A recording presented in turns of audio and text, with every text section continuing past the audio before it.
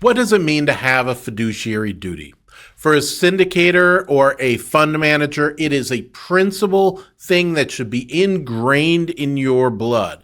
It should be a visceral feeling that you have that you've got this fiduciary duty and you treat your investors appropriately. Now, what do I mean by this? Let's talk about it in this video.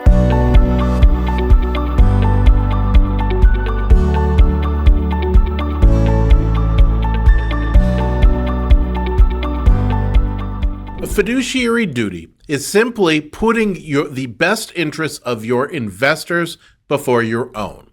Now that sounds very easy and lofty, but what does it exactly mean? There are 5 principles of fiduciary duty: the duty of loyalty, duty of care, duty of confidentiality, and the duty of impartiality. And we'll go through each of those.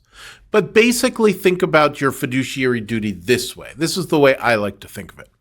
Your investors are giving you an enormous amount of money. They're giving you $50,000, $100,000, sometimes over $1 million of their money. That's an enormous amount of trust that they're placing with you. And we have to take that extremely seriously. And that's why when I say you've got to feel it, you've got to really feel that level of trust, because man, they are putting a lot of trust in you and you've better earn it. So it's not, and by earn it, I don't mean you have to hit the targets or else. I mean, you just got to do your very best for them every single time and in every decision you make. The duty of loyalty is the first main principle. It's the duty to act in the best interest of the investors, avoid conflicts of interest, and prioritizing the goals of the syndication over your personal gain. So by this, what we really mean is, I like to think of it as avoiding conflicts of interest. Now, there always are conflicts of interest in a syndication, but like taking a kickback or things like that is never in your best interest of your investors. It's okay to do that, but I would disclose it up front. Like, for example, I'm going to be paid, by 10% of the development fee by the developer who's going to be hiring us for this. Something like that. Whatever it is, it's got to be disclosed and made super, super clear, because we don't want even the appearance of a breach of the duty of loyalty. If you're not going to be 100%, you got to just tell them that you're doing it. So that's the number one thing, is have this duty of loyalty. The second key principle of fiduciary duties is the duty of care. Remember, they've given you all this money. How would you want your money manager or your syndicator you've given all of your money to treat it? You would want them to do every single thing that they can in order to take good care, nurture it, shepherd it, steward it, whatever words you like, in order to make sure that you get what kind of return is possible.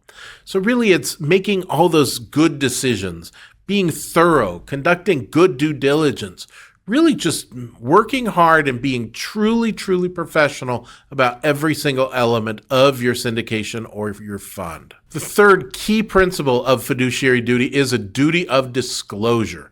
It's telling your investors about everything that they need to know. If it's material, they need to know it. They don't need to know that the third blade of grass finally grew in. They don't need to know that level of detail, but they may need to know that, hey, we had some vandalism that took place on the property and it wiped out a whole section of our thing, and now we've got to go find a new gardener in order to do this, whatever that is, right? That's relevant. That's material. Disclosing that, especially disclosing before they invest, right? So anything that they might be interested in, conflicts of interest, especially that you're going to be getting kickbacks or how you get paid, what your interests are in the property, those sort of things should be disclosed. Anything that could change a potential investor from a yes to a no, they need to know about very, very clearly. That is the duty of disclosure. The fourth principle of fiduciary duty, and I take this one very seriously, and I'm probably different than a lot of other syndication attorneys as it comes to this, is the duty of confidentiality. Your investors are trusting you with a lot of money. I've done quite a few syndications for myself. I continue to do syndications. And I have investors in my roster who have invested in my projects who are well-known people, right? So they are people who are sometimes household names, or it's people that you probably have heard of as well. It is paramount that their confidentiality is maintained. They don't want everybody knowing about, well, this person invested in this thing and this person invested in that thing. It's not relevant to everybody else. It's relevant to them, to their investment decision, maybe to their wealth advisor, whatever, but it's not relevant to every other investor. I make sure that we have this discussion when I'm putting together a PPM and an operating agreement, because I think that duty of confidentiality is very important.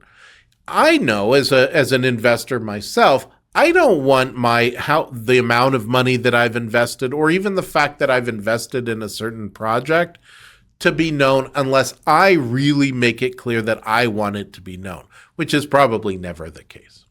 So that duty of confidentiality is one of the key fiduciary duties, and it should be a part of your syndication or fund as well. The last fiduciary duty is the duty of impartiality. Now, this actually comes up a fair amount. And where it comes up most often is in redemptions. So let's say you've got a fund that has a portfolio of $20 million, and you have decided, okay, we're going to make available $2 million that for redemption so people can get their cash out because we're starting to bring down the portfolio size. You have a choice to make and how you can apportion that redemption availability out to your investors. You could just go to your favorite investor, but would that be fair to all the other investors? No, it would not be. We have to be very careful to not favor other investors, and not by dollar amount either. So it doesn't matter whether you have somebody who invested $50,000 and $1 million. You need to treat them fairly, but you treat them fairly in proportion to each other. So you may allow a redemption for both those investors, but it has to be in proportion to their investment.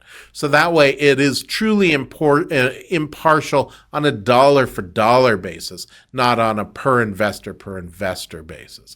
That's the way I think is most fair. It's the way nearly everybody wants to put it in their syndication documents as well.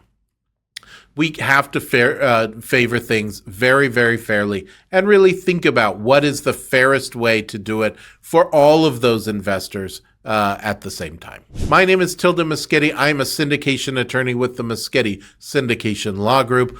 We help syndicators and fund managers just like yourself in order to be compliant with all of the SEC rules and state rules. And at the same time, we help you through this kind of decision making on how to be the best fiduciary you can be, because it isn't just good business and lawful, but it also makes your investors happy, which means they stay with you and keep investing with you.